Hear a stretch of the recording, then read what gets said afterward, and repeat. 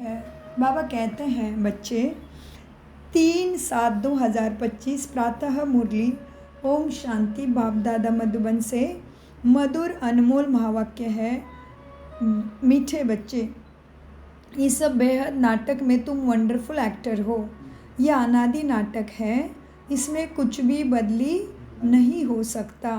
प्रश्न, बुद्धिवान दुरांदेशी बच्चे ही किस गुह्य राज को समझते हैं? उत्तर, मूल वतन से लेकर सारे ड्रामा के आदि मध्य अंत को जो गुह्य राज है, मूल वतन से लेकर सारे ड्रामा के आदि मध्य अंत का जो गुह्य राज है वह दुरांदेशी बच्चे ही समझते हैं। बीज और झाड़ का सारा ज्ञान उनके बुद्धि में रहता है। वह बच्चे जानते हैं इस बेहद के नाटक में हम आत्मा एक्टर रूपी बैटरी, एक्टर रूपी एक्ट, इस बेहद के नाटक में हम आत्मा रूपी एक्टर जो ये शरीर का चोला पहनकर पार्ट बजा रही है। इसे सतयुग से लेकर कलयुग तक पार्ट बजाना है। कोई भी एक्टर बीच में वापस जा नहीं सकता। गीत चला है, तूने रात गवाई सोए के। ओम शांति। यह गीत बच्चों ने सुना। अब इसमें कोई अक्षर राइट भी है तो कोई रॉन्ग भी है। सुख में तो सिमरन किया जाता है, दुख को भी आना ज़रूर। दुख हो तब तो सुख देने के लिए बाप को आना पड़े। मीठे मीठे बच्चों को मालूम है, अभी हम सुखधाम के लिए पढ़ते हैं। शांति धाम और सुख धाम, पहले मुक्ति फिर होती जीवन मुक्ति। शांति धाम घर है।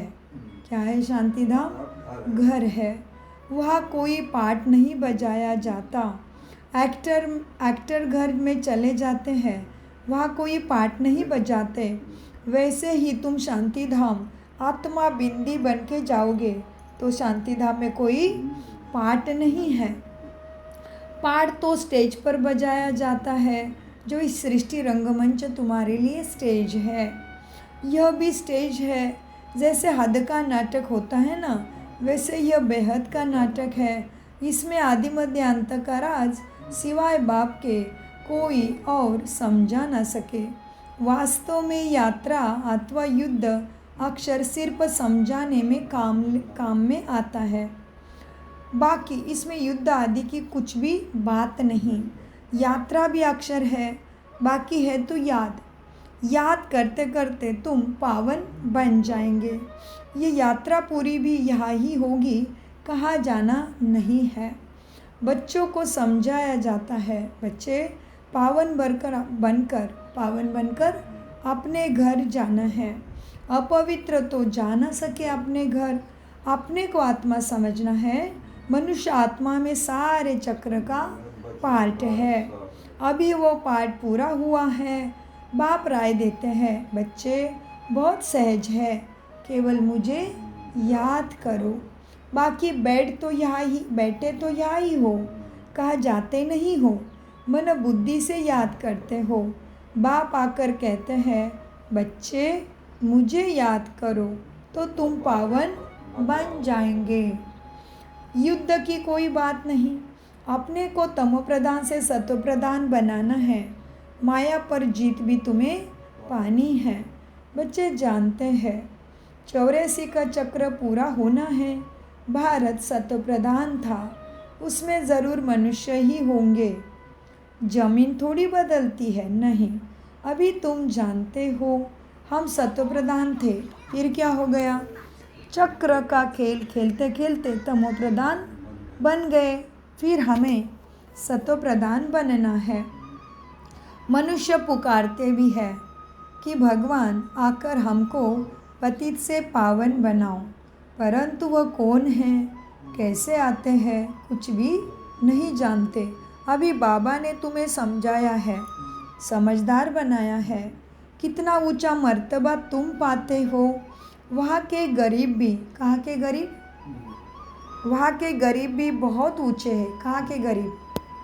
यहाँ गरीबी जो है, वहाँ के गरीब भी सतयुग के, हाँ, वहाँ के गरीब भी बहुत ऊंचे हैं, यहाँ के साहूकार से भी ऊंचे हैं। जी जी जी, वहाँ के सतयुग के गरीब भी बहुत ऊंचे हैं, यहाँ के साहूकारों से भी ऊंचे हैं। भला कितने भी बड़े बड़े राजाएं थे, धन भी बहुत था, परंतु है तो विकारी ना। इनसे वहाँ के साधारण प्रजा भी बहुत ऊंची बनती है। बाबा फर्क बतलाते हैं। रावण का छत्र छाया आने से सब पतित गरीब बन जाते हैं। निर्विकारी देवताओं के आगे अपने को पतित कहकर माता जाकर टेकते हैं। बाप यहाँ आते हैं तो फट से तुम्हें ऊंचा चढ़ा देते हैं। सेकंड की बात है ना, अभी बाप ने तुम्हें ज्ञान का तीसरा नेत्र दिया, तुम बच्चे दुरानदेशी बन जाते हो। ऊपर मूल वतन से लेकर सारे ड्रामा का चक्र तुम्हारे बुद्धि में याद है। जैसे हद का ड्रामा देख कर फिर आए सुनाते हैं ना, क्या क्या देखा, बुद्धि में भरा हुआ है जो वर्णन करते हैं। आत्मा में भर कर आते हैं, फिर आकर डिलीवरी करते हैं। यह फिर है बेहद की बातें। तुम बच्चों के बुद्धि में इस बेहद के ड्रामा के आदि मध्य अंत का राज रहना चाहिए, जो रिपीट होता रहता है। उस हद के नाटक में तो एक एक्टर निकल जाता है तो फिर बदले में दूसरा आ सकता है। कोई बीमार हुआ तो उनके बदले फिर दूसरा ऐड कर देंगे। यह तो चैतन्य ड्रामा है, इसमें ज़रा भी अदली बदली नहीं हो सकती। तुम बच्चे जानते हो हम आत्मा है, यह शरीर रूपी चोला है। हम कौन है? हम कौन है? हम हैं, आत्मा है। और ये शरीर हमारा चोला है, पाठ बजाने के लिए मिला है। तो पहनकर हम बहुरूपी पाठ बजाते हैं। नाम, रूप, देश, फीचर्स बदल जाते हैं।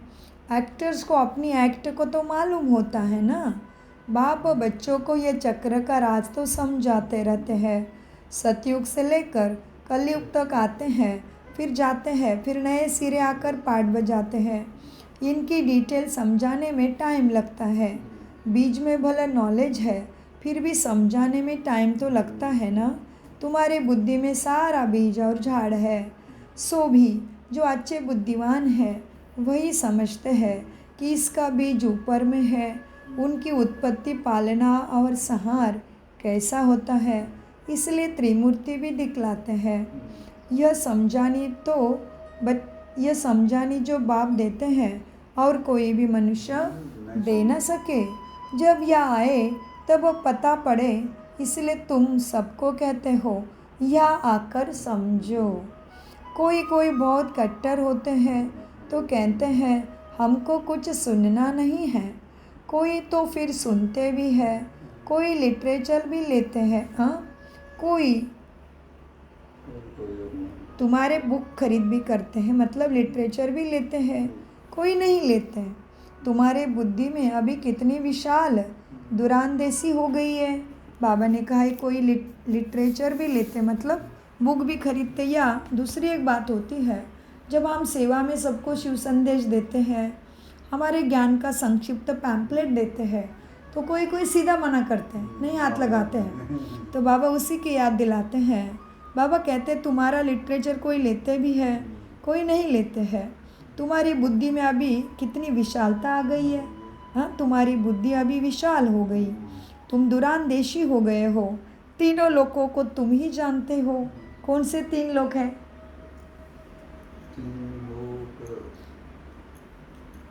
मूल वतन, सूक्ष्म वतन और ये साकार वतन, स्थूल वतन। तीनों लोग को तुम जानते हो। मूल वतन जिसको निराकारी दुनिया कहा जाता है, बाकी सूक्ष्म वतन का कुछ भी है नहीं। कनेक्शन सारा है मूल वतन और सूक्ष्म वतन से। बाकी सूक्ष्म वतन तो थोड़ा टाइम के लिए है। बाकी आत्माएं सब ऊपर से यह आती है पाठ बजाने। यह झाड़ सब धर्मों का नंबरवार है। यह है मनुष्य का झाड़ और बिल्कुल एक्यूरेट है। कुछ भी आगे पीछे हो ना सके। न आत्माएं और कोई जगह जाकर बैठ सकती है, न आत्माएं और कोई जगह बैठती है नहीं। परम धाम में सभी आत्माओं की अपनी अपनी जगह फिक्स है। आत्मा ये ब्रह्म महातत्व में खड़ी होती है, जैसे स्टार आकाश में खड़े हैं उससे ही। ये स्टार तो दूर दूर से छोटे छोटे देखने में आते हैं, है तो बहुत बड़े, लेकिन आत्मा तो न छोटी न बड़ी होती है, न विनाश को पाती है। तुम गोल्डन एज में जाते हो, फिर आयरन एज में आते हो। बच्चे तुम जानते हो हम गोल्डन एज में थे, अब हम जीवन मृत्यु खेल खेला, आयरन एज में आ गए, कोई वैल्यू नहीं रही है, हम तमो प्रधान बन गए। भला माया की चमक कितनी भी है, परंतु यह है रावण की एज, यह है रावण की गोल्डन एज, वह है ईश्वरीय गोल्डन एज। ये रावण की भी चमक बहुत भारी है, इधर ही मनुष्य को स्वर्ग दिखता है, तो ये रावण का गोल्डन युग है जो झूठा है। मनुष्य कहते हैं, क्या कहते रहते हैं मनुष्य, 6-7 वर्ष में इतना अनाज होगा, जो बात मत पूछो। देखो उनका प्लान क्या है और तुम बच्चों का प्लान क्या है। बाप कहते हैं, मीठे बच्चे मेरा प्लान है पुरानी को नया बनाना, तुम्हारा एक ही प्लान है। जानते हो बाप की श्रीमत से हम अपना वर्षा लेते हैं, बाबा रास्ता बताते हैं, श्रीमत देते हैं, याद में रहने की मत देते हैं। मत अक्षर तो है ना, संस्कृत अक्षर तो बाप नहीं बोलते हैं, बाप तो हिंदी में ही समझाते रहते हैं। भाषाएं तो ढेर है ना, इंटरप्रेटर भी होते हैं, हाँ, भाषा को उनकी भाषा में ट्रांसलेट करने वाले भी होते हैं, जो सुनकर फिर दूसरे को सुनाते हैं। हिंदी और इंग्लिश तो बहुत जानते हैं, पढ़ते हैं, बाकी माताएं घर में रहने वाली इतनी नहीं पढ़ी होती है। आजकल विलायत में अंग्रेज़ी सिखाते हैं, तो फिर यहाँ आने से भी इंग्लिश ही बोलते रहते हैं, हिंदी बोल ही नहीं सकते क्योंकि परदेश में बड़े हो गए हैं। घर में आते हैं तो इंग्लिश, तो माँ से इंग्लिश में बात करने लग पड़ते, वो बेचारी मूंझ पड़ती है, हम क्या जाने इंग्लिश से। ऐसे विलायत जाने वाले बच्चों का होता है, फिर उनको टूटी फूटी हिंदी सिखानी पड़े। बाबा कहते जो परदेश गए हैं और जो परदेसी बच्चे भी भारत में आते हैं, बाबा के भी बनते हैं, फिर घर में भी हिंदी नहीं आती उनको, छोटे से बड़े क्या किया, परदेश में ही पढ़ा, तो बाबा कहते उनको हिंदी सिखाना पड़े। सतयुग में तो एक राज्य एक भाषा थी, वैसे तो भारत की राष्ट्रभाषा है भी हिंदी, हाँ, तो बाबा कहते हिंदी अपने बच्चों को सिखाना चाहिए। जो आप फिर से स्थापन कर रहे हैं ना, तो भारत में सतयुग में एक ही भाषा थी, वैसा भारत एक ही भाषा, एक ही राज्य, एक ही जैसा राजा, जैसे प्रजा, जैसी सुखी राजा वैसे ही प्रजा सुखी थी, ऐसा राज्य अभी स्थापन हो रहा है। हर 5000 वर्ष बाद यह सृष्टि का चक्र कैसा फिरता है, सो बुद्धि में रहना चाहिए। अब एक बाप ही याद में रहना है, या तुमको अभी एक बाप की ही याद में रहना है, या तुमको फुर्सत भी अच्छी रहती है। सवेरे में स्नान आदि कर बाहर घूमने फिरने में बड़ा मज़ा आता है, अंदर में यही याद रहे, घूमते फिरते तो भी दिल में यही याद रहे कि हम सब एक्टर्स हैं। यह भी हबी स्मृति आई है। बाबा ने हमको 84 का चक्र का राज बतलाया है। हम सतोप्रधान थे, यह बड़ी खुशी की बात है। मनुष्य घूमते फिरते हैं, उनकी कुछ भी कमाई नहीं। तुम तो बहुत कमाई करते हो, बुद्धि में चक्र भी याद रहे, फिर बाप को भी याद करते रहो। कमाई करने की युक्तियाँ बाबा बहुत अच्छी बताते हैं। जो बच्चे ज्ञान का सागर मंथन नहीं करते, उनकी बुद्धि में माया खिटखिट करती है, उन्हें ही माया तंग करती, क्योंकि वो ज्ञान का मंथन नहीं करते तो बुद्धि तो व्यर्थ में ही जाती होगी, तो माया खिटखिट करेगी। जी, जो बच्चे ज्ञान का विचार सागर मंथन नहीं करते, उनके बुद्धि में माया खिटखिट करती है, उन्हें ही माया तंग करती है। अंदर में ये विचार करो, हमने ये चक्र कैसा लगाया है। सतयुग में इतने जन्म लिए, फिर नीचे उतरते आए, अब फिर सतोप्रधान बनना है। बाबा ने कहा है, मीठे बच्चे मुझे याद करो, तो सतोप्रधान बन जाएंगे। चलते फिरते बुद्धि में याद रहे तो माया की खिटखिट समाप्त हो जाएगी, तुम्हारा बहुत बहुत फ़ायदा होगा। भला स्त्री पुरुष साथ जाते हैं, हाँ, भला स्त्री पुरुष साथ जाते हो, हर एक को अपने सिरे से मेहनत करनी है। अपना ऊंचा पद पाने के लिए आपने अपनी मेहनत करनी है। अकेले में जाने से तो बहुत ही मज़ा है। अपने ही धुन में रहेंगे, दूसरा साथ में होगा तो बुद्धि इधर उधर जाएगी। है बहुत सहज। बगीचे आदि तो सब जगह है ना। इंजीनियर होगा तो उनकी यही चिंता चलता रहेगा ना। इंजीनियर होगा कोई बच्चा तो उनका चिंतन यही चलेगा कि यह पुल बनानी है, यह करना है, यह करना है। बुद्धि में प्लान आ जाता है। तुम भी घर में बैठो फिर भी बुद्धि उस तरफ लगी रहे। यह आदत रखो, तुम्हारे अंदर यही चिंतन चलता रहे। कुछ भी करो लेकिन बाबा की याद और ज्ञान चिंतन चलता रहे। पढ़ाई भी है ना, पढ़ना भी है, धंधा आदि भी करना है। बूढ़े जवान बच्चों आदि सबको पावन तो बनना ही है ना। तो याद से ही पावन बनेंगे। इसलिए धंधा दौरी करो, भले चलो फिरो लेकिन याद अंदर बाबा को दिल से करो। आत्मा को हक है ना। क्या आत्मा को क्या हक है? बाप का सुख से वर्षा लेने का आत्मा को हक है। बच्चों को भी छोटेपन में ही ये बीज पड़ जाए तो बहुत अच्छा है। आध्यात्मिक विद्या और कोई सिखला भी ना सके। तुम्हारा यह जो आध्यात्मिक विद्या है यह तुमको बाप ही आकर पढ़ाते हैं। उन स्कूलों में मिलती है जिस्मानी विद्या और वह है शास्त्रों की विद्या। फिर यह है रूहानी विद्या जो तुमको भगवान सिखलाते हैं। इनका किसी को भी पता नहीं। इसको कहा ही जाता है स्पिरिचुअल नॉलेज। जो आकर पढ़ाते हैं उनका जो रूह आकर पढ़ती है। रूह कौन है? रूह किसको कहते हैं? आत्मा को ही कहते हैं। तो ये रूहानी नॉलेज है जो रूह आकर पढ़ती है। उनका और कोई नाम नहीं रख जा सकता। यह तो स्वयं बाप आकर पढ़ाते हैं। इसलिए भगवान वाच गाया है। भगवान वाच है ना। भगवान स्वयं ब्रह्मा के वाणी में आके पढ़ाते हैं। भगवान एक ही बार इस समय आकर समझाते हैं। इसको रूहानी नॉलेज कहा जाता है। वह शास्त्रों की विद्या अलग है। तुमको पता है कि नॉलेज एक है, जिस्मानी कॉलेज आदि की दूसरी बात है। तुमको पता है कि नॉलेज एक होता है, जिस्मानी कॉलेज में पढ़ाया जाता है आदि। दूसरी है आध्यात्मिक शास्त्र की विद्या। तीसरी है ये रूहानी नॉलेज। वह भला कितने भी बड़े बड़े डॉक्टर ऑफ फिलॉसफी है, परंतु उन्हों के पास भी शास्त्रों की बात है। बाबा कहते हैं वह भले कितने बड़े बड़े डॉक्टर ऑफ फिलॉसफी है, मतलब जिनके पास बहुत बड़े बड़े मानस शास्त्र का ज्ञान है, साइकोलॉजी का ज्ञान है, लेकिन सबसे बड़ा इस दुनिया में श्रेष्ठ फिलॉसफर है तो वो केवल आध्यात्मिक फिलॉसफर ब्रह्मा बाबा और मम्मा, और प्रथम है शिव बाबा। उनके बाद ब्रह्मा बाबा और मम्मा जितना ऊंचा कोई बना ही नहीं, और जिसने किसी को बनाया भी नहीं। जैसे ब्रह्मा बाबा जाने के बाद भी जिस तरह से संस्था चल रही है, जैसे महारथी रथी निकलते जा रहे हैं, 33 कोटि देवी देवताओं की सतयुग की राजधानी निरंतर स्थापना हो रही है, ऐसा कोई हुआ ही नहीं इस धरती पे ब्रह्मा जैसे और मम्मा जैसे। तो बाबा कहते हैं भले दुनिया में बड़े बड़े डॉक्टर ऑफ फिलॉसफी है, परंतु उन्हों के पास तो क्या है? शास्त्रों की बातें हैं। तुम्हारी यह नॉलेज बिल्कुल अलग है। ये स्पिरिचुअल नॉलेज जो स्पिरिचुअल फादर सभी आत्माओं का बाप है वही देता है ना। ये स्पिरिचुअल नॉलेज जो स्पिरिचुअल फादर सभी आत्माओं का बाप है ना, वही पढ़ाते हैं। उनकी महिमा भी है ना। क्या करते हैं उनकी महिमा?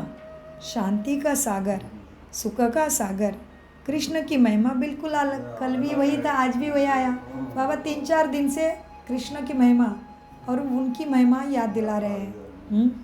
बाप की महिमा भी गाते हो, स्पिरिचुअल फादर की महिमा क्या गाते हो? शांति का सागर, सुख का सागर। कृष्ण की महिमा बिल्कुल अलग है। गुण अवगुण मनुष्य में होते हैं जो बोलते रहते हैं। बाप की महिमा को यथार्थ रीति तुम ही जानते हो।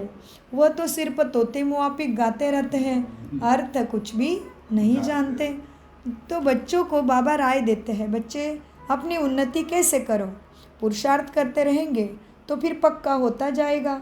फिर ऑफिस में काम करने समय भी यह स्मृति आएगी कि ईश्वर की स्मृति रहेगी। माया की स्मृति तो आधा कल्प चली है। अभी बाप यथार्थ रीति बैठ समझाते हैं।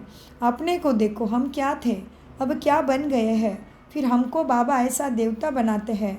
यह भी तुम बच्चे ही नंबरवार पुरुषार्थानुसार जानते हो। पहले पहले भारत ही था, भारत में ही बाप भी आते हैं पाठ बजाने। तुम भी आदि सनातन देवी देवता धर्म के हो ना? तुम कहाँ के हो? आदि सनातन देवी देवता धर्म के हो ना? तुमको पवित्र तो बनना ही है, नहीं तो पिछाड़ी में प्रजा का पद पाएंगे, फिर क्या सुख पाएंगे?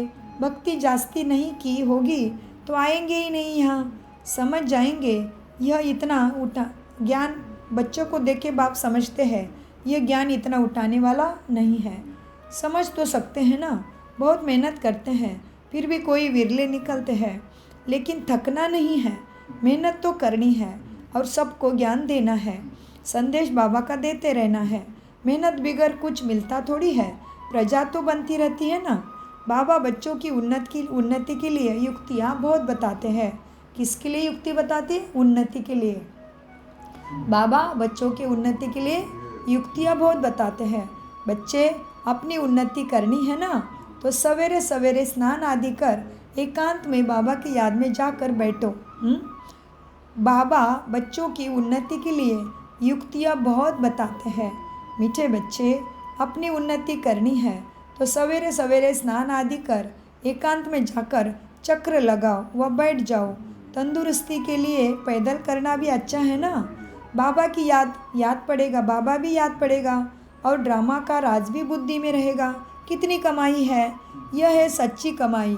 वह कमाई पूरी हुई फिर इस कमाई का चिंतन करो, डिफ़िकल्ट कुछ भी नहीं है। बाबा को देखा हुआ है ना, ब्रह्मा ने कैसा किया, सारी जीवन कहानी लिखते हैं। आज इतने बजे उठा, फिर क्या किया, बाबा ने सब लिख के रखा है।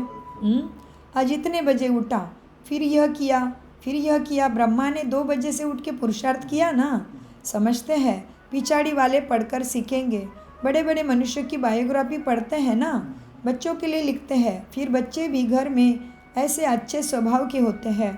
अभी तुम बच्चे के लिए, बाबा कहते हैं, बच्चों के लिए लिखते हैं, फिर बच्चे भी घर में ऐसे अच्छे स्वभाव के होते हैं। अभी तुम बच्चों को पुरुषार्थ कर तमो प्रधान बनना है।